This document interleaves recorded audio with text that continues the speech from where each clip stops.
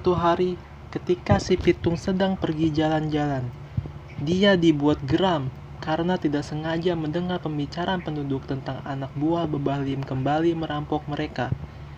Babah Lim adalah salah satu tuan tanah yang kaya raya. Bersama anak buahnya, dia suka merampas harta penduduk sekitar. Babah Lim amat sewenang-wenang. Dia menarik sewa tinggi pada penduduk yang menyewa tanahnya. Jika tidak mampu membayar, Babah Lim tak segan mengusir mereka. Tak ada yang berani pada Babah Lim karena Babah Lim sahabat pemerintah Belanda. Sebagai gantinya, pemerintah Belanda melindungi Babah Lim. Siapa yang berani melawan Belanda? Mereka besar dan kuat. Selain itu, mereka punya senjata api. Namun si Pitung tak takut. Dia sudah lelah mendengar kekejaman Babah Lim dan juga Belanda.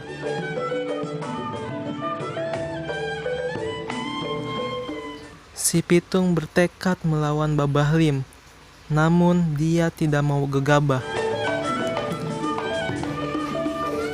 Aku harus punya ilmu bela diri yang cukup.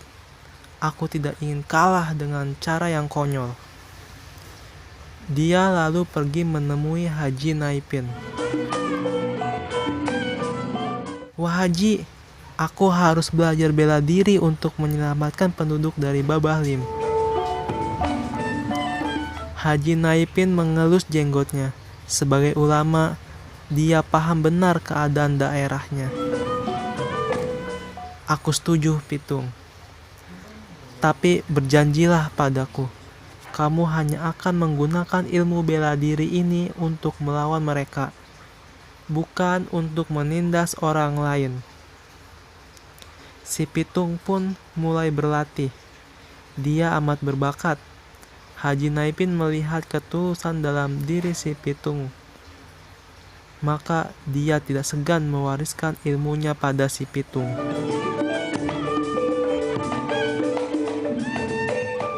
Sekarang kamu sudah siap.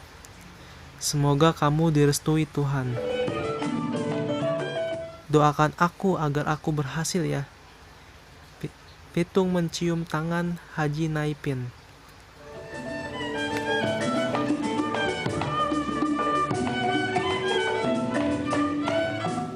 Si Pitung beraksi. Dia menyelinap diam-diam di antara pepohonan dan gelapnya malam, agar tak ada orang yang melihatnya. Saat melihat ulah anak buah Babah Lim yang sedang merampas seorang wanita, dia pun melawan. Hei, siapa kamu? Beraninya melawan kami. Kamu tak perlu tahu. Yang penting, kembalikan barang ibu ini.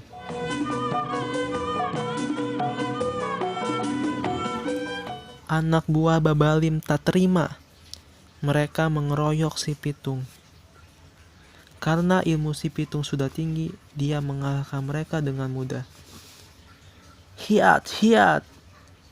Anak buah Babah Lim pun kocar-kacir.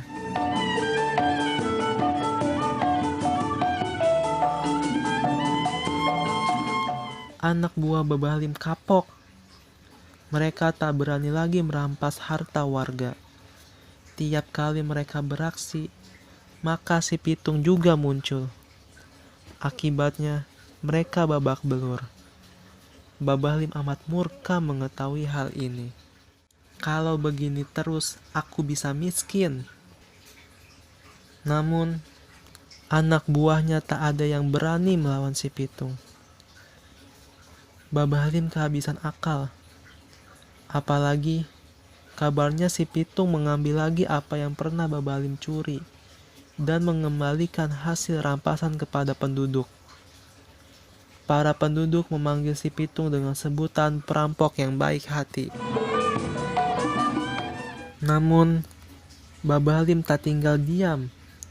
Dia melapor pada pimpinan pasukan Belanda namanya Scott Hein.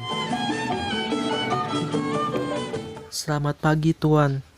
Saya ingin melaporkan ada yang mencoba mengganggu aktivitas kita. Siapa dia? Kita harus menangkapnya. Tapi dia handal dalam menutupi identitasnya. Kita tidak tahu siapa dia. Kira-kira siapa yang bisa punya ilmu bela diri sehebat itu? Babah Lim berpikir sejenak. Haji Naipin. Tapi dia kan sudah tua dan pensiun. Scott Hand tidak peduli. Dia memerintahkan anak buahnya untuk menangkap Haji Naipin. Sekarang, Haji Naipin ada di tangan pasukan Belanda. Kepada siapa kamu mewariskan ilmumu, ha? Haji Naipin diam tak menjawab. Dia tidak mau membawa masalah pada si Pitung. Scott Hand jadi marah. Dia pun mengurung Haji Naipin dan tidak memberi makan. Berita penangkapan Haji Naipin pun tersebar. Dia hanya akan dibebaskan jika perampok baik hati menyerahkan diri. Kabar itu terdengar oleh si Pitung. Betapa sedih hatinya mendengar gurunya tertangkap. Kurang ajar sekali mereka. Aku akan mendatangi mereka dan membebaskan Haji Naipin.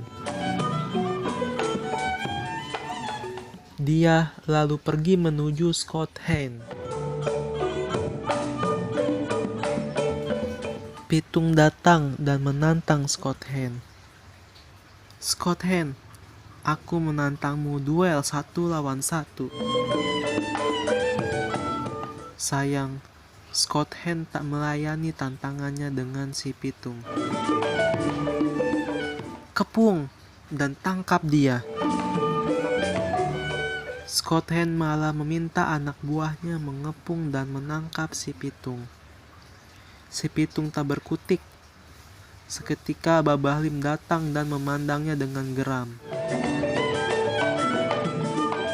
Oh, ternyata kamu Pitung.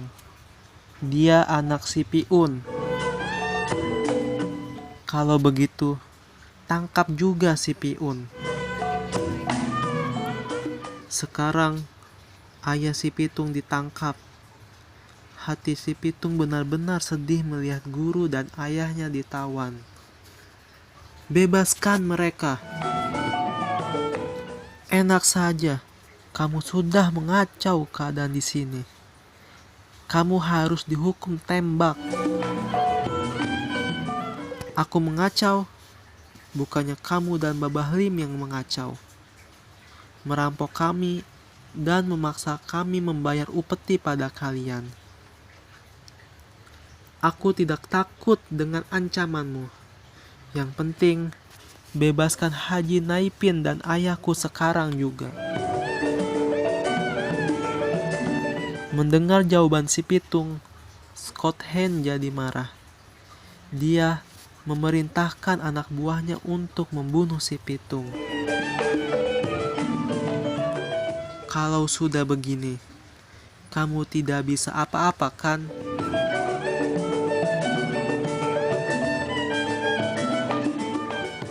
Papiun dan Haji Naipin dibebaskan. Mereka berdua amat sedih melihat nasib si Pitung.